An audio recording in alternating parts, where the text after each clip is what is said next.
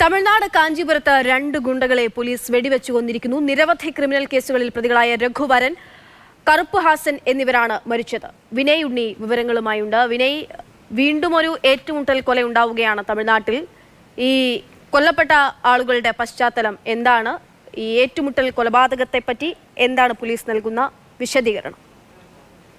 അക്ഷയ, കുറച്ചു ദിവസം മുമ്പാണ് പ്രഭാകരൻ എന്ന പേരുള്ള വ്യക്തി കൊല്ലപ്പെട്ടത്. ഒരു കുപ്രസിദ്ധ ഗുണ്ടയും ഗുണ്ടാലിസ്റ്റിൽ പേരുള്ള വ്യക്തിയുമായിരുന്നു. ഈ കൊലപാതകവുമായി ബന്ധപ്പെട്ടാണ് രഘുവരനെയും കറുപ്പ് ഹാസനെയും പോലീസ് അന്വേഷിച്ചുകൊണ്ടിരുന്നത്. ഇതിനിടയിലാണ് ഇവർ ഒരു കാഞ്ചീപുരത്തിന് സമീപം റെയിൽവേ സ്റ്റേഷനിൽ ഒളിച്ചിരിക്കുന്ന വിവരം കിട്ടിയത്. തുടർന്ന് പോലീസ് സംഘം ഇവരെ തിരഞ്ഞ് റെയിൽവേ സ്റ്റേഷനിലേക്ക് കയറുകയും തുടർന്ന് പ്രതികൾ ഇവർക്ക് നേരെ വടിവാൾ വീശി ആക്രമിക്കുകയും ചെയ്തു. ഈ ആക്രമണത്തിൽ 2 പോലീസുകാർക്ക് പരിക്കേറ്റിട്ടുണ്ട്. ഇതേ തുടർന്ന് പ്രാണരക്ഷാർത്ഥമാണ് കാഞ്ചീപുരം പോലീസ് ഇവർക്ക് നേരെ വെടിനിർത്തതെന്നാണ് വിവരം. ഇന്ന് പുലർച്ചെയായിരുന്നു സംഭവം. ഈ രഘുവരനും കറുപ്പ് ഹാസനും നിരവധി ക്രിമിനൽ കുറ്റങ്ങളിൽ പങ്കുള്ള വ്യക്തികളാണ്. ഇവർ ഗുണ്ടാലിസ്റ്റിൽ പേരുള്ള വ്യക്തികളുമാണ്.